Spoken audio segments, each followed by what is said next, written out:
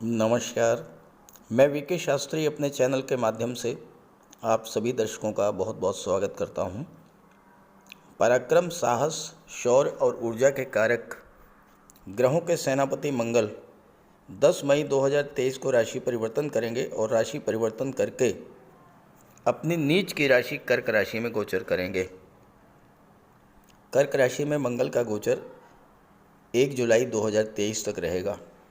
कर्क राशि में मंगल नीच के हो जाते हैं और जब कोई ग्रह नीच की राशि में गोचर करता है तो वो सर्वथा अशुभ फल ही प्रदान करता है। तो क्या मंगल सर्वथा अशुभ फल ही प्रदान करेंगे? इसी का विश्लेषण करेंगे इस वीडियो में। लेकिन महत्वपूर्ण बात यह है कि भले ही मंगल नीच की राशि में गोचर करेंगे, लेकिन मंगल का नीच भंग भी हो रहा है। कैसे, ये मैं आगे आपको समझाऊंगा। और कर्क राशि में मंगल प्रबल नीच भंग राजयोग भी बनाएंगे। नीच भंग राजयोग अत्यंत श्रेष्ठ फल देने वाला राजयोग होता है।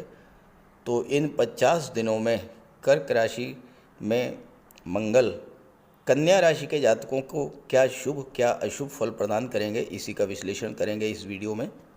ये विश्लेषण आपकी चंद्र राशि के आधार पर किया जा रहा है और वीडियो के अंत में मैं आपको मंगल के उपाय भी बताऊंगा। दूसरी बात, कमेंट बॉक्स में किसी भी अनजान व्यक्ति के द्वारा दिए गए नंबर पर भूल करके भी कांटेक्ट मत कीजिएगा, आपके साथ फ्रॉड हो सकता है। तो यह है कन्या राशि के जातकों की कुंडली। मंगल का गोचर आपकी कुंडली के लाभ के भाव में हो रहा है और यहाँ पर मंगल पराक्रम भाव और अष्टम भाव के स्वामी होकर के लाभ के भाव में गोचर कर रहे हैं। तो इसका सीधा सा अर्थ ये है कि मंगल आपको तीसरे भाव की चीज़ों और 8वें भाव की चीज़ों से लाभ प्रदान करेंगे। इसके अलावा मंगल की चौथी दृष्टि भी पराक्रम भाव पर पड़ रही है, तो पराक्रम भाव की चीज़ों से आपको लाभ होगा।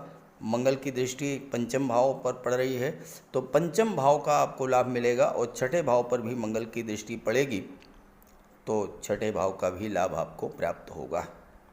अब यहाँ पर एक महत्वपूर्ण बात यह है कि मंगल कर्क राशि में गोचर कर रहे हैं और कर्क राशि में मंगल नीच के हो जाते हैं। लेकिन ज्योतिष शास्त्र का एक सूत्र है कि अगर कोई ग्रह नीच राशि में हो, अब मंगल यहाँ पर कर्क राशि में गोचर कर रहे हैं और कर्क राशि में नीच के होंगे, तो नीच की राशि में जो ग्रह उच्च का हो, कर्क राशि में कौन सा ग्रह उच्च का होता है? कर्क राशि में जुपिटर, देवगुरु बृहस्पति उच्च के होते हैं। कर्क राशि में मंगल नीच के, देवगुरु उच्च के। तो सूत्र ये कहता है कि जो ग्रह नीच का है और जो ग्रह उच्च का है, वो दोनों ग्रह एक दूसरे से केंद्र में हों। केंद्र में यानी 1, 4, 7, 10 का संबंध बना रहे हों, तो नीच भंग हो जाता है और नीच भंग राजयोग बन जाता है। अब यहाँ गुरु से काउंट कीजिए, 1, 2, 3, 4। देवगुरु से चौथे भाव में है मंगल, तो चौथे भाव में मंगल जब होंगे तो मंगल का नीच भंग हो जाएगा। 1, 4 का संबंध बना, जब नीच भंग होगा तो नीच भंग राजयोग बन जाएगा। नीच भंग राजयोग बनते ही मंगल उच्च के समान शुभ फल देना शुरू करेंगे।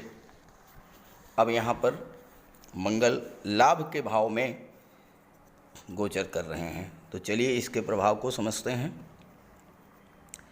आने वाले 50 दिन कन्या राशि के जातकों के लिए मंगल बहुत ही शुभ फल देने जा रहे हैं।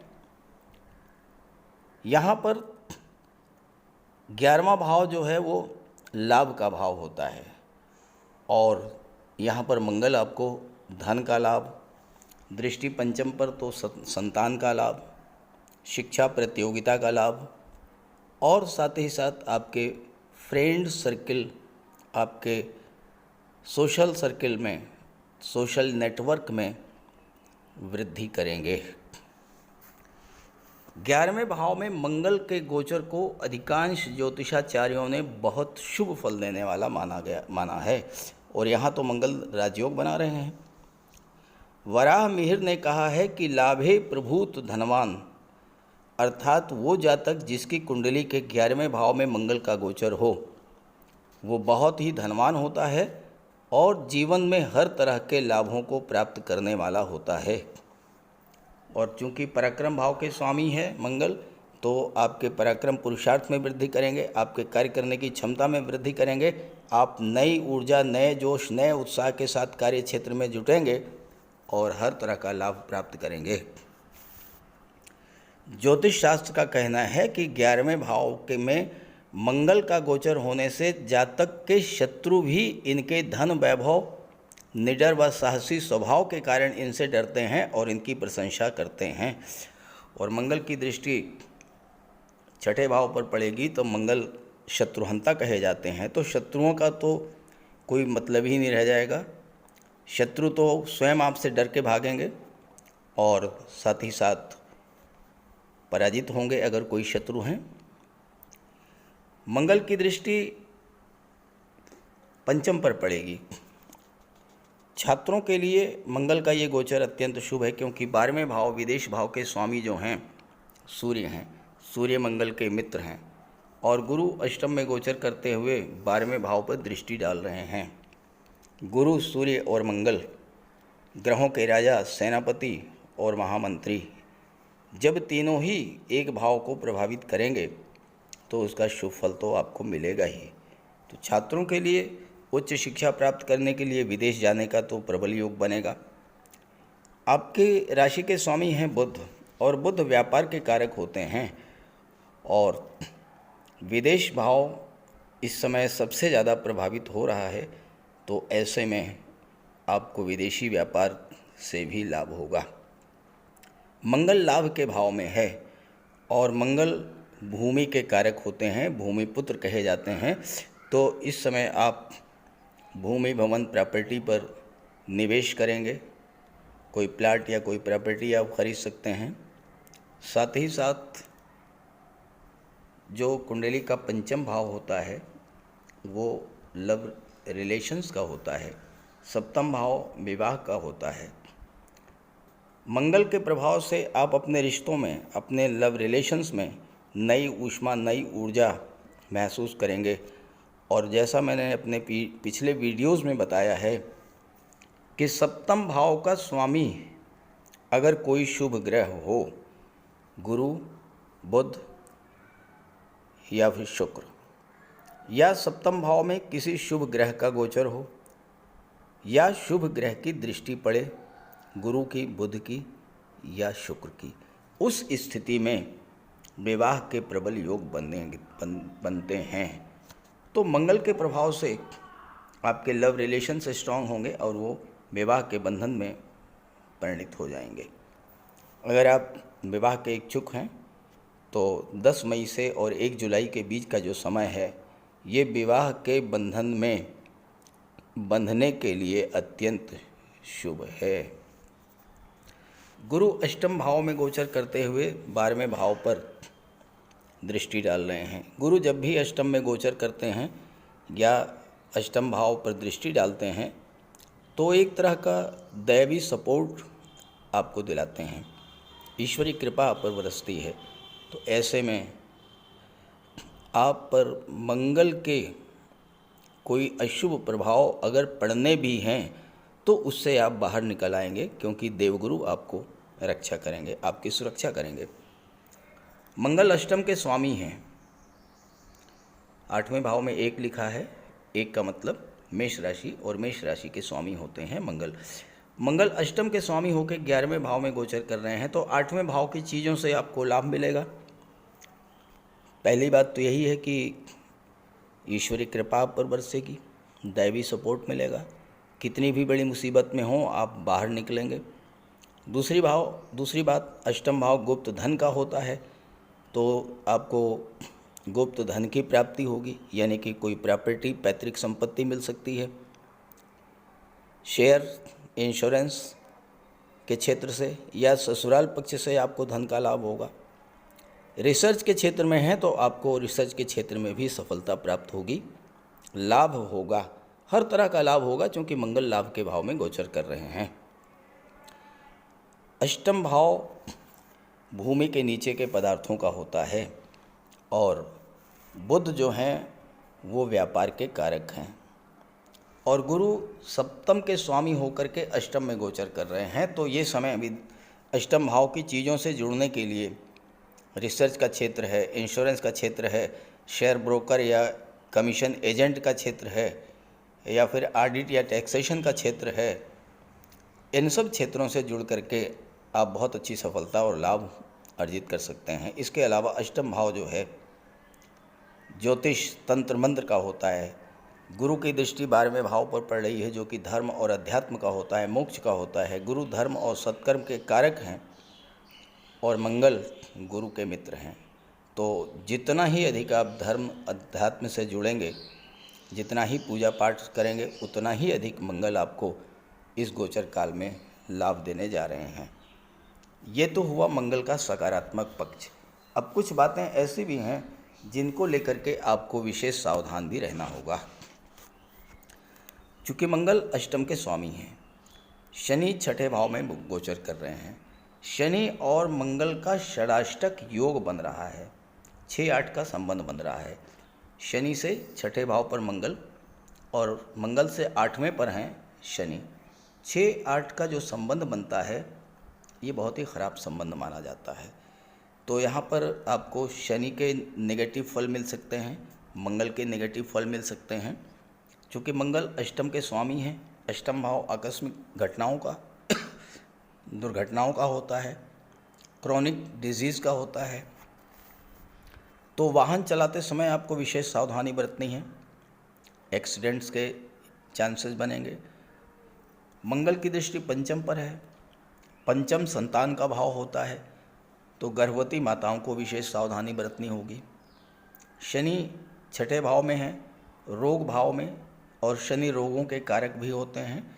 तो इस गोचर काल में आपको चोट चपेट, एक्सीडेंट, कमर दर्द, माइग्रेन, सिर दर्द, blood related problem, high blood pressure, piles, ulcer, फोड़े फुंसी, छाती में तकलीफ़, कफ जन्य रोग या फिर घुटनों, टांगों और कमर में दर्द, ये सब चीज़ें समस्याएं आपके साथ आ सकती हैं। कोई ऑपरेशन अगर आपका होना है तो उसे ज़रूर टाल दें 1 जुलाई तक। और किसी भी काम में जल्दबाजी ना करें। क्विक डिसीजन की क्षमता मंगल देते हैं, लेकिन जल्दबाजी नहीं करना है और आपको कोई भी फैसला सोच समझ के लेना है, क्योंकि 8वां भाव परिवर्तन का होता है। आप नौकरी में परिवर्तन करना चाहते हैं, मंगल आपसे जल्दबाजी में कोई परिवर्तन करा देंगे, तो इसे नहीं करना है, सोच समझ करके परिवर्तन करना है। व्यापार कोई नया व्यापार शुरू करना चाहते हैं तो उसके इन्स आउट्स को बहुत अच्छे से समझ करके, चूँकि 8वां भाव डीप रिसर्च का होता है, तो जो भी कार्य आप शुरू करना चाहते हैं, कोई नया कार्य शुरू करना चाहते हैं, कोई नया व्यापार शुरू करना चाहते हैं, आप दूसरों की देखा देखी, दूसरों की नकल करके मत शुरुआत कीजिए। ये आप देखें कि दूसरा कोई उस व्यापार को कर रहा है, बहुत अच्छा राइज कर रहा है, आप भी कर जाएंगे, ऐसा कोई ज़रूरी नहीं है। पहले उस व्यापार की गहराइयों को समझिए, अच्छे से उसको रीड कीजिए, तब शुरू कीजिए। जल्दबाजी में मत कीजिए कोई कार्य। तो ये मंगल का गोचर आपको हर तरह का लाभ देने वाला होगा। फिर भी कोई समस्या आती है तो मंगल का उपाय करते रहें, बजरंग बली की शरण में चले जाएं। तो बात करते हैं उपायों पर। मंगल का सबसे बड़ा उपाय है बजरंग बली की उपासना करना। आप बजरंग बली की उपासना कीजिए, बजरंग बली के मंदिर में जाइए, उनके चरणों का सिंदूर अपने मस्तक पर धारण कीजिए, साथ ही साथ हनुमान चालीसा का पाठ कीजिए, बजरंग बाण का पाठ कीजिए। मंगलवार के दिन अगर आप व्रत रख सकें तो मंगलवार का व्रत रखिए। साथ ही साथ हनुमान जी को चोला चढ़ाइए। मंगलवार के दिन स्नान करने के जल में लाल चंदन या लाल पुष्प डालकर स्नान करें। स्नान करने के बाद लाल रंग के वस्त्र धारण करें। अगर नहीं कर सकते हैं लाल रंग के वस्त्र धारण, तो कम से कम एक लाल रुमाल अपनी जेब में ज़रूर रखें। मंगलवार के दिन मंदिर में जाएं, बजरंगबली के लड्डू का भोग लगाएं और गरीबों में बांट दें। घर की दक्षिण पश्चिम दीवार पर उड़ते हुए हनुमान जी का चित्र लगाएं। साथ ही साथ गरीबों में लाल वस्त्र, मसूर, गुड़, लाल चंदन, मिठाई, लड्डू, बताशे, रेवड़ी ये सब बांटिए। मस्तक पर लाल चंदन का टीका लगाएं या हनुमान जी के चरणों का सिंदूर लगाएं। मंगलवार के दिन बंदरों को गुड़ और चना खिलाएं। बहते हुए जल में लाल पुष्प, तिल या गुड़ प्रवाहित करें और जेब में एक तांबे का सिक्का रखें।